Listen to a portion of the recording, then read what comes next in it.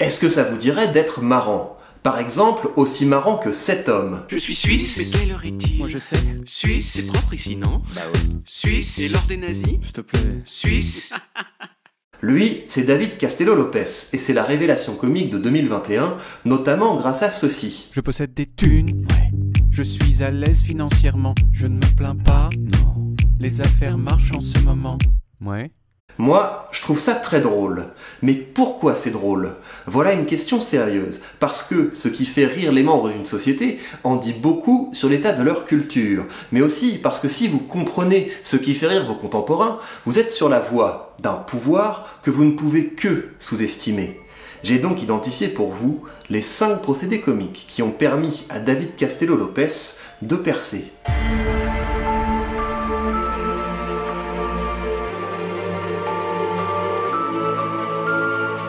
Commençons par le procédé le plus répandu chez notre créateur, le contraste sémantique. C'est-à-dire que David Castello-Lopez va constamment prendre à rebours nos attentes sur le langage. Si on en revient à son plus gros carton. Je possède des thunes. Ouais.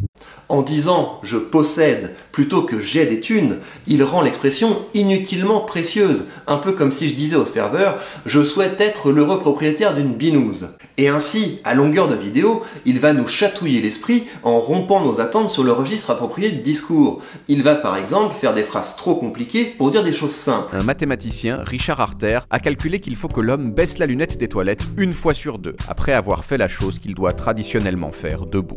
Dire des choses complexes en des phrases très simples. À ce moment-là, il faut choisir une capitale et les parlementaires hésitent entre 3 villes. 1. Lucerne, 2. Zurich, 3. Berne. Pourquoi ces 3-là? Eh bien, entre autres parce qu'elles avaient été un peu, à tour de rôle, des sortes de capitales. Donc elles connaissaient un peu le business d'être une capitale. Il va employer des expressions d'argot avec un ton empoulé de journaliste. Une des plus grandes tristesses de la vie, c'est de vouloir de toutes ses forces être fort à un truc et de se rendre compte qu'en fait, on est tout pourri. Moi, par exemple, quand j'avais 13 ans, je voulais être basketteur, ma race. Et pour le coup, je vous invite à pratiquer ce jeu du contraste sémantique, car celui qui est capable d'emmener son public flirter avec l'azur, avant de l'asseoir aux zinc d'un sinistre tripot de quartier pour y déguster un pastis royal, fera son petit effet et des discours moins chiants. Le deuxième ressort comique que vous allez trouver chez David Castello-Lopez est l'humour pince sans rire. En voici un exemple. L'alcool a aussi un inconvénient majeur, il tue beaucoup de gens. En 2015 en France, 41 000 personnes sont mortes directement à cause de l'alcool. Soit parce qu'il leur a donné des maladies mortelles, genre des cancers, des crises cardiaques, le diabète ou l'épilepsie, soit parce qu'il leur a fait réagir trop tard aux semi-remorques qui leur fonçaient dans le visage. Cette forme d'humour consiste à garder un ton sérieux ou plutôt émotionnellement neutre alors qu'on est en train de dire ou de faire des choses qui en appelleraient à une forte réaction émotionnelle de notre part.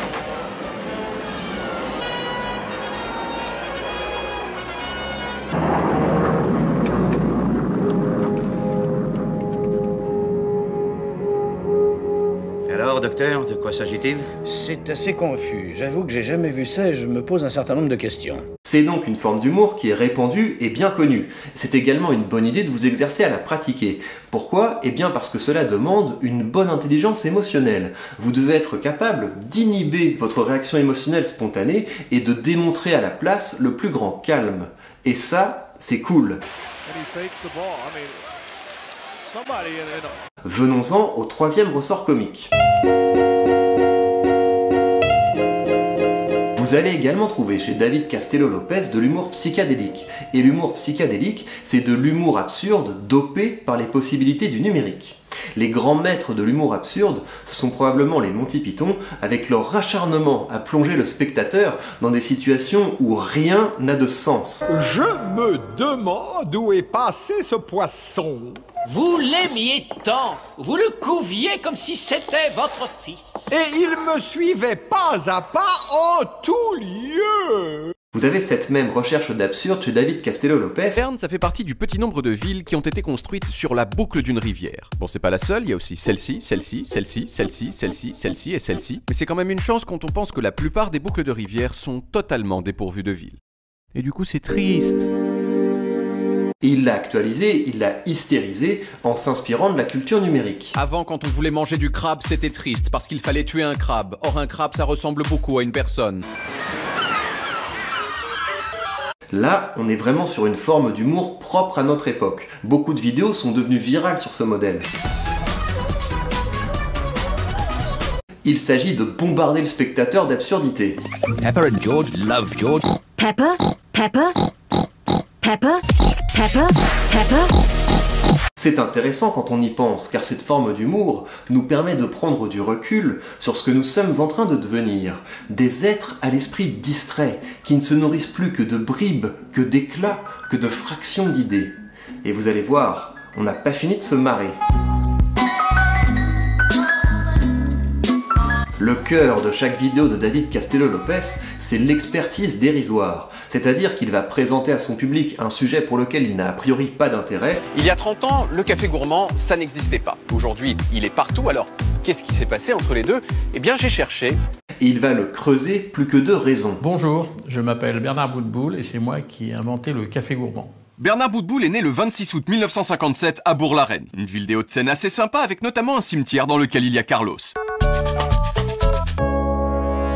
Ce faisant, il adopte auprès de nous la position de ce copain un peu embarrassant qui prend tout le monde en otage en monopolisant la conversation avec sa drôle de passion. C'est en fait le mec, on pourrait dire déjà on s'en fout qu'il ait inventé le café gourmand.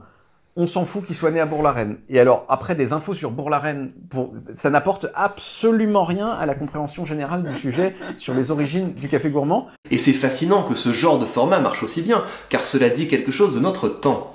Notre époque est celle de la ruée vers la monnaie sociale, c'est-à-dire ces petites pépites de savoir que l'on va pouvoir ressortir à la récré ou en soirée en espérant capter un petit peu d'attention. Il y a d'autres gens qui font genre...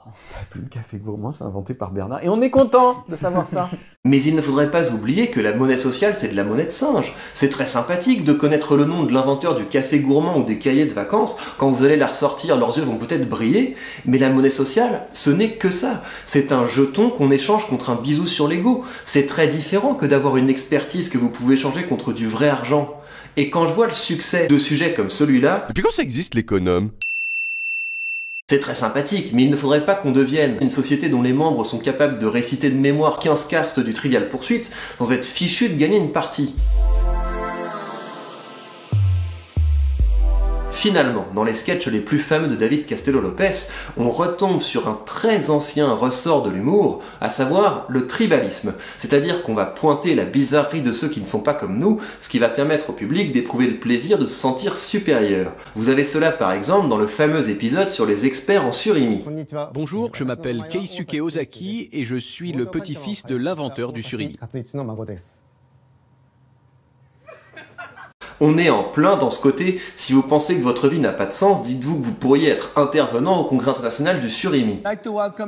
Bonjour et bienvenue à la 10e édition du Congrès européen du surimi.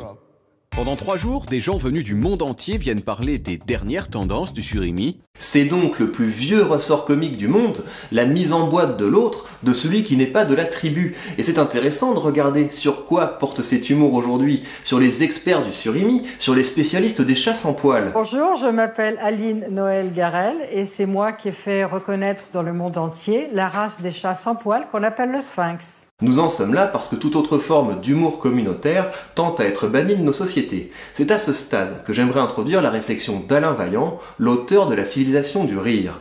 Sa thèse est que c'est sur le rire que se fonde la culture. Le rire est consubstantiel à la civilisation. Il est le moteur indispensable à toute civilisation. De quelque manière qu'on le définisse et qu'on en détaille les formes diverses, le rire implique que le rieur ait le sentiment que le réel lui est donné en spectacle. Il naît de ce sentiment et de la conscience heureuse que le rieur a d'être lui-même spectateur du réel et non pas directement impliqué, voire menacé par ce réel qu'il observe sans avoir à s'en soucier davantage. C'est la différence capitale entre l'homme et l'animal qui, lui, se tient toujours aux aguets face au monde qui l'entoure. Or, cette spectacularisation du réel, d'où découle la distinction fondamentale entre le sujet percevant et l'objet perçu, est la forme primitive, archétypale, du processus général de représentation du réel qui conditionne la culture. Le rire naît de l'irruption d'une menace qu'on décide de ne pas redouter. Rire de quelque chose, c'est le mettre à distance, étape nécessaire à agir de façon plus calme, plus libre, plus réfléchi. Rire de soi, c'est s'immuniser contre les attaques, c'est se donner le temps de corriger nos erreurs, d'accepter nos défauts, en faisant des pierres que d'autres voudraient nous lancer, des balles en mousse. C'est ainsi que l'on peut évaluer le degré d'évolution d'une culture à son acceptation de la caricature. Rire de l'autre, c'est changer la menace en farce. C'est une alternative à la violence et peut-être une étape vers la tolérance. De là à dire que le politiquement correct nous rend moins civilisés, il n'y a qu'un pas.